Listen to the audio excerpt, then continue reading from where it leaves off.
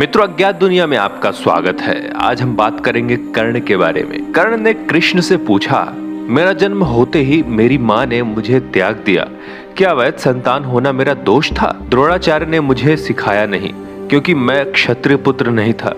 परशुराम जी ने मुझे सिखाया तो सही, परंतु श्राप दे दिया कि जिस वक्त मुझे उस विद्या की सर्वाधिक आवश्यकता होगी, मुझे उसका विस्मरण होगा, यानी मैं उस विद्या को भूल जाऊंगा, क्योंकि उसके अनुसार मैं क्षत्रिय नहीं था।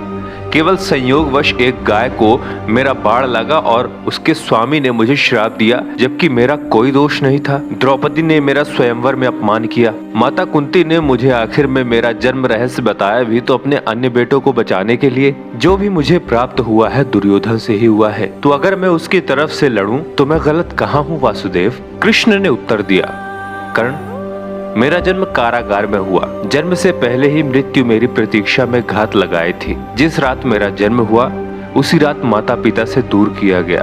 तुम्हारा बचपन खड़ग, रथ, घोड़े, धनुष और बाण के बीच उनकी ध्वनि सुनते बीता। मुझे ग्वाले की गौशाला मिली, गोबर मिला और खड़ा होकर चल भी पाया। उसके पहले ही कई प्राण घातक हमले झेलने पड़े। कोई सेना नहीं, कोई शिक्षा नहीं, लोगों से ताने ही मिले कि उनकी समस्याओं का कारण मैं हूँ। तुम्हारे गुरु जब तुम्हारे शौर्य की तारीफ कर रहे थे, मुझे उस उम्र में कोई शिक्षा भी नहीं मिल रही थी। जब मैं 16 वर्षों का हुआ तब कहीं जाकर ऋषि सांदीपन के गुरुकुल पहुंचा। तुम अपनी पसंद की कन्या से विवाह कर सके। जिस कन्या से मैंने प्रेम किया वो मुझे नहीं मिली और उनसे विवाह करने पड़े जिन्हें मेरी चाहत थी या जिनको मैंने राक्षसों से बचाया था। मेरे पूरे समाज को यमुना के किनारे से हटाकर एक दूर समुद्र के किनारे बसाना पड़ा, उन्हें जरासंध से बचाने के लिए। रण से पलायन के कारण मुझे भीरू भी कहा गया। अगर दुर्योधन युद्ध जीतता है तो तुम्हें बहुत श्रेय मिलेगा, धर्मराज अगर जीतता है तो मुझे क्या मिलेगा? मुझे केवल युद्ध और युद्ध से निर्माण हुई समस्याओं के लिए दोष दिया जाएगा।